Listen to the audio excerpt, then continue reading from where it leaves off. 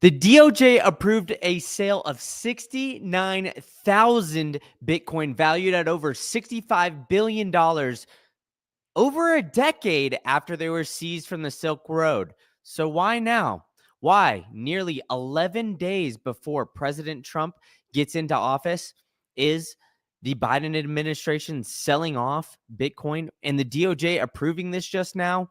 It seems to be very fishy timing. So we're going to dive into all this and what this might mean for Bitcoin and the potential of ruining the Bitcoin strategic reserve in the United States. So let's start off from the jump here. The U.S. government has now gotten approved to sell the $6.5 billion worth of Bitcoin from the Silk Road, just measly 11 days before Trump got into office.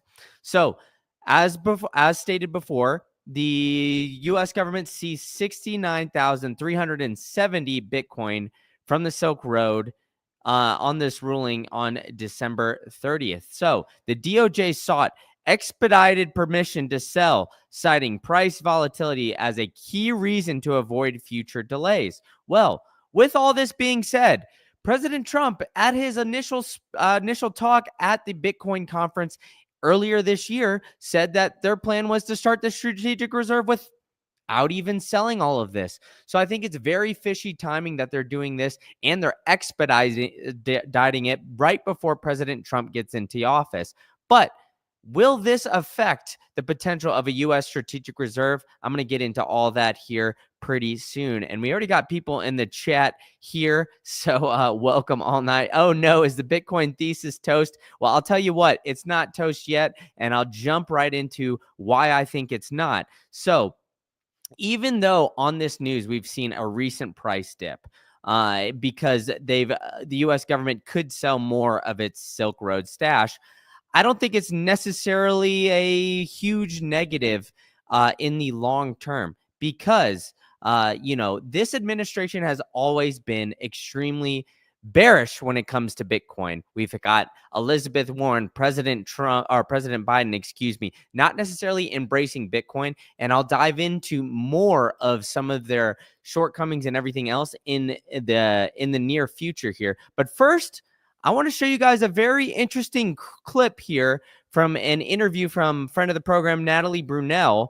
So hopefully we could get the sound here going, but it's about meeting with members of Congress talking about the potential of a Bitcoin strategic reserve. So don't take it from me. Let's listen in. Of the Board of Governors of the Federal Reserve System. And when I brought this up, I'd never seen a reaction like quite the one I saw at that boardroom table. But the folks in the room at the Fed were cussing, saying this is the dumbest idea they've ever heard. There's nothing strategic about Bitcoin, and almost kicked us out of the room. Because they thought this was such a bad idea, and how dare we even breathe this idea, in the building of the Federal Reserve. So this will not be without controversy. So you heard it from there, folks, that the Federal Reserve was laughing at the idea of a Bitcoin strategic reserve for the United States.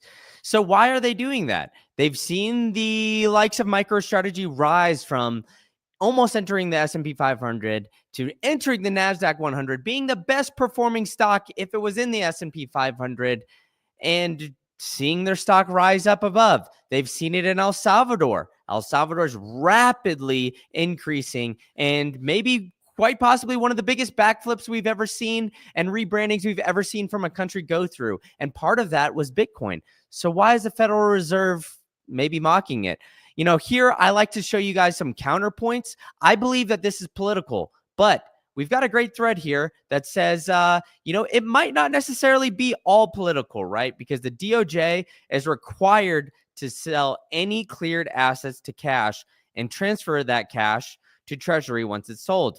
So the clearance requirements are based on time, legal case outcomes, expiry of any claims, review by the judge, and are managed by career employees, not political appointees. To change that requires an act of Congress with the majority vote in both houses, because right now the Treasury cannot legally hold non-sovereign issued assets except for SDRs. It is within the scope of presidential authority to change that. Now, let's highlight that. It is within presidential scope of authority to change that and direct that. Now, the biggest aspect of this is it is in presidential authority. I've repeated that 3 times. Why have I said that? Well, because President Trump is getting into office in 11 days. There's no secret around that, right? January 20th comes around. He's the man in charge. And he's been very, very pro Bitcoin. He's talked about the strategic reserve. He talked at the Bitcoin conference. So expediting this and finding an excuse like price volatility just highlights how bearish and how negative this administration has been towards Bitcoin, to say the very least. So I think that that's going to continue here.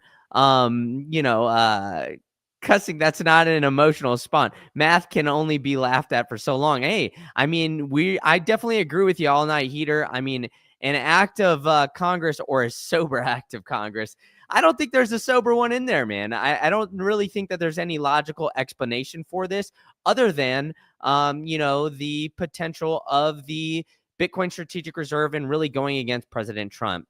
Like one of the great Corky Bing Bang replies here. Just a coincidence. It was held for years and years and years and dumped on the eve of a pro crypto admin. And that's what I really want to highlight here is, why do it 11 days before, right? We've had this long-standing issue that's been highlighted, and then the Silk Road has been taken down for nearly a decade. These assets have been seized for nearly a decade, and then now all of a sudden they're going to start selling it off. And they didn't really start selling off the Mt. Gox coins or anything else that was necessarily seized. Those were released all back to their initial issuers. So I think it is very interesting that they're doing this on the eve of a pro crypto. And, why would they sell this? That's a great question, Cade, in the chat. I think, to be honest, it's to tank the potential of a Bitcoin strategic reserve. The Biden admin has always wanted to keep power. They've always been very bearish when it comes to Bitcoin and bearish on that, right? So, it's not been a surprise. But you got to understand that the U.S. government has also seized massive amounts of Bitcoin previously. I mean, they've seized over 4,000 Bitcoin, and that they really sold it and they put it up for sale previously, right? So it hasn't been necessarily the nature of the United States to seize Bitcoin and hold it. But like I said before, President Trump, when he said, how would a Bitcoin strategic reserve look? This is what he cited initially. We're just not going to sell. We have nearly 200,000 Bitcoin, and we're not going to sell off this Bitcoin. Well, it looks like this admin had different ideas, right? Because they've been constantly selling it, right? So here is how the government handles its massive stash of Bitcoin. So we'll dive into this. See, look, I mean, this is dating back to June 25th, 2019. So nearly 5 years ago, because the U.S. is one of the largest holders of Bitcoin. And that happened 5 years ago, right? So it had over $1 billion worth of digital assets at that time. Obviously, since June 25th, 2019, that has changed dramatically. So little else is known about the U.S. government's handling of the Bitcoin and how they're going it, right? So the average sale price for the Bitcoin at the auctions by the U.S. Marshal Service between June 2014 and November 2015 was $379 per token. Let's highlight that again, guys. The average price of previously seized Bitcoin tokens from the United States government was $379. I don't know. I mean, at this point, I can't even help the government, folks. Like, I mean, what are we doing here? If we want to keep the United States power, it just makes sense to try to keep and hold on to these for as long as possible. Hold on to that Bitcoin as much as possible. But they're not willing to do it. It doesn't make any sense whatsoever. And they're trying to, necessarily sell all this off amidst the let's see, politics play poly, meaning many, ticks being blood sucking creatures. Hey man, I definitely agree with you there. What's up, Johnny, in the chat? We've got All Night Heater as well. And where can I get some of these $300 biddies? Hey, Chico, if I could find some of them, man, I would be buying up as much as possible as well, right? So, I mean, I don't understand how the U.S. government couldn't be kicking themselves just looking back at what they've done previously, saying all of this, right? I mean, we're sitting at, we'll get to the price here in a minute. We're still above 90K. We hit 100K this year, and the U.S. government had an opportunity to buy that or had those coins at less than a $300 price or less than a $400 price point. Absolutely insane. So Luke is not here right now. He's not in the background because he's slacking today, man. He's not doing anything. So next time, I mean, I'm sure he's running super late for another one of his great live streams. My buddy Luke Mikic over there, but he's at the gym, probably posting some thirst traps on his Instagram or anything like that. So the guy can't be stopped. Maybe he deserves like a little time in an insane asylum. But speaking of my buddy Luke, let's talk about his recent tweet that he put out because it was based on the Fidelity's report here. And I wanted to highlight something interesting that will happen once the U.S. sells off these coins. The United States is not going to be the largest holder of Bitcoin anymore, folks. Who is that going to be? That's going to be China. Why? Because the U.S. is stupid. The U.S. is deciding to sell off all these Bitcoin. The U.S. has 8,000 more Bitcoin than China currently, is proposing to buy 200,000 Bitcoin every year over 5 years. And now they're going to sell off 69,000 coins, bringing them well below China, nearly 130,000 Bitcoin below Chinese government. So now China will become the biggest Bitcoin holder after this DOJ sale. It doesn't make any sense, right? So what do we got here from Hexy shirt? Let's build the Bitcoin strategic reserve. We don't have the oil reserve no longer. Get you. I can't read. I don't know what's going on here. It's a little late night here, folks, but I definitely agree with you. I mean, at this point, the Bitcoin strategic reserve seems like the only logical decision. And Trump's even joked about it. Hey, we can pay off our potential debt with this. But let's get back to the point at hand, right? The Biden administration, this is not anything new for them, right? I mean, they've been very anti-Bitcoin and very anti-crypto here for quite some time. Their entire administration. Joe Biden hates Bitcoin. Look at that headline here from June 6, 2024. So the President Biden has vetoed a bill of a highly that would allow highly regulated financial firms to custody Bitcoin and crypto. They've basically pulled every sort of string that they possibly could. They've even had Senator Warren leading the forefront here saying Bitcoin is for criminals. Don't you dare let anybody hold Bitcoin because it's the worst kind of thing. It's used for money laundering. It's all these giant kinds of made up FUD when they don't realize that the number one user of cash in the world is criminals because it's strictly undetected. Why would you use Bitcoin if it's a peer-to-peer ledger that's every single transaction is saved on the blockchain? Every single one.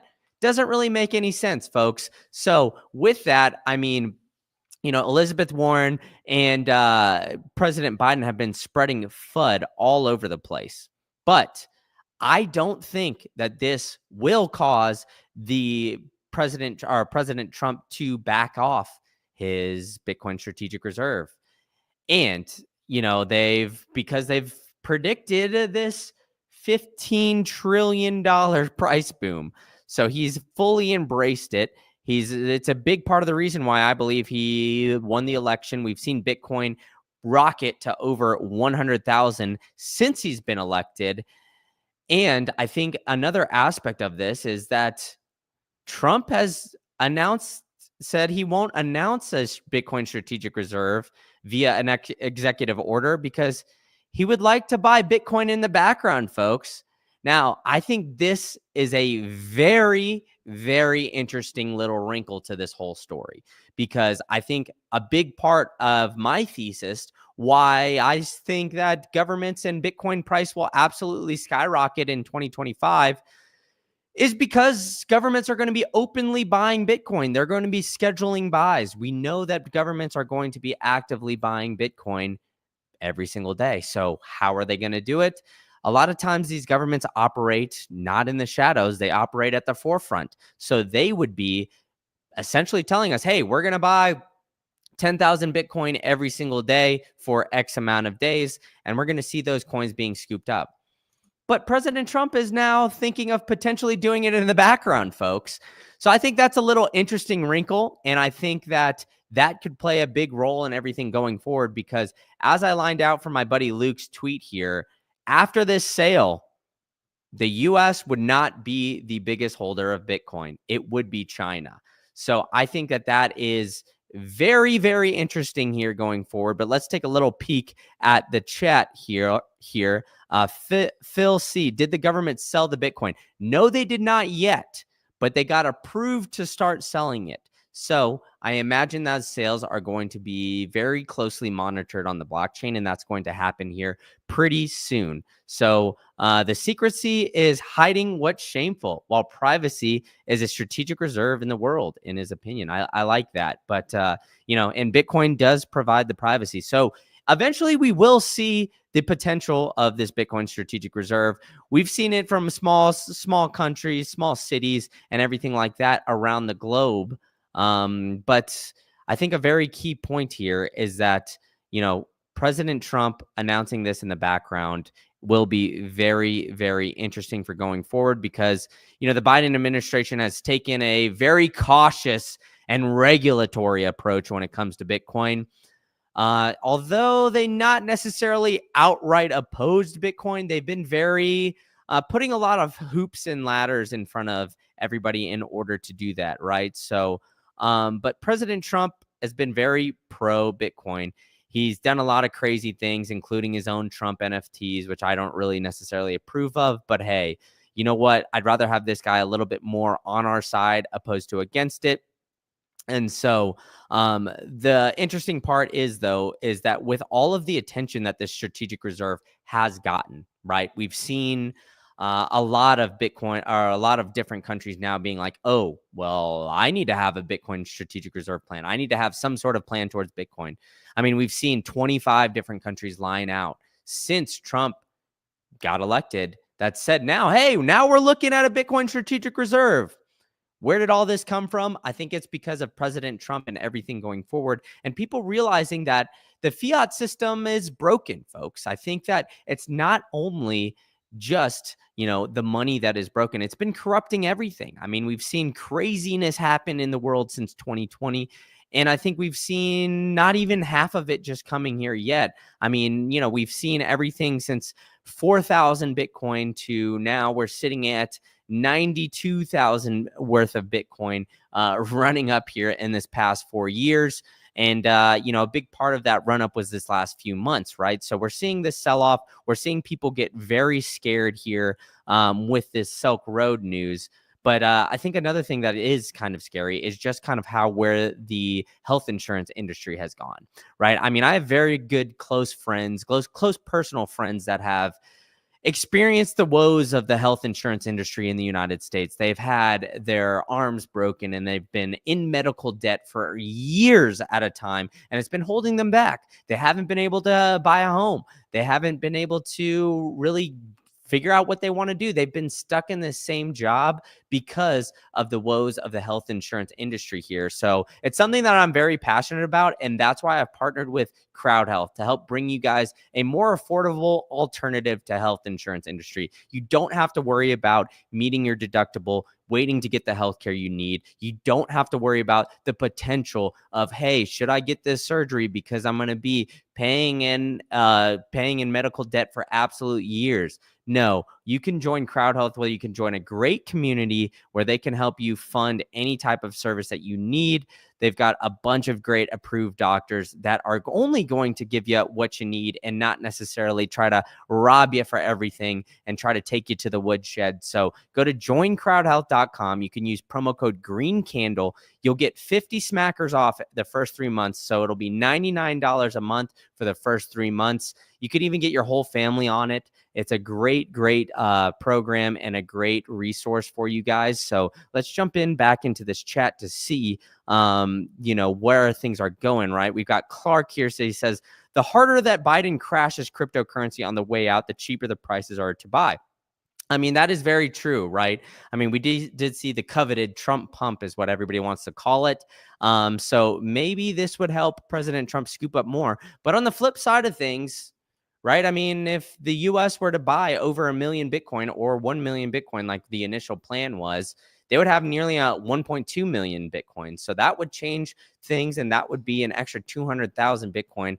And seeing that price appreciation would be pretty beneficial, potentially paying off some of that debt as well. So, there's so much money to be made in cryptocurrency. It's coming. Hey, I hear you.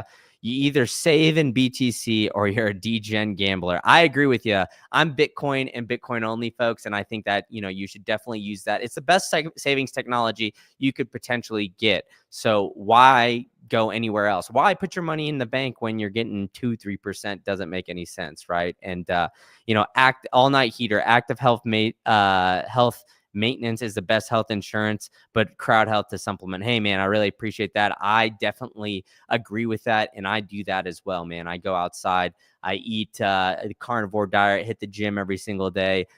For those who are also in the chat with my buddy Luke, be sure to give him some shit. He hasn't been hitting the gym lately.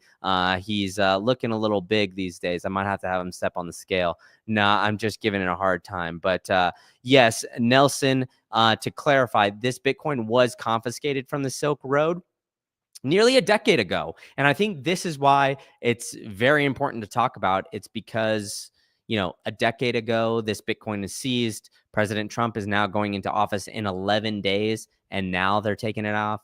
Doesn't seem to make any sense. But good to see that we've got Bitcoin only here too. And yeah, Hexy shirt. Come on, Luke. Let's stay motivated and get pumped. Yeah, I know. When the pecs become the gut. Yeah, just next time Luke gets in a live stream and you guys are able to join the chat, just start spamming his chat and just say, I see the gut poking out there, because he wears that same shirt that he wears. Tell him to take a step back too. A little secret for you. He's got a stain on that one. He loves that shirt, but it doesn't cover up the gut quite as much as he needs it to. I'm just kidding, folks. Luke's a good friend of mine, and he does great work over there. So check out his channel as well. But I'll keep it here short for you guys, folks. I appreciate the active chat and everybody coming in. One last question before I let it go. Doesn't BitMEX claim to have rights for some of this confiscated Bitcoin? Well, they do in a sense, right? Like they were used on their exchange, right? But the DOJ seizes all of the Bitcoin that they theorized was used for the Silk Road. So BitMEX did try to, get some of that back, but they sued, I believe, or they confiscated, I believe, 69,000 Bitcoin strictly from from the Silk Road. So this BitMEX, I believe, is some of that that was seized is part of that Mt. Gox case that happened a few years ago that they came to resolution for. So thank you guys all for joining me. Hit that, smash that like button, smash the subscribe button. Had a great interview with Dennis Porter on the channel as well. So go ahead and check that one out and tell a friend to tell a friend. Thank you guys all for joining me. I will see you guys at the next one.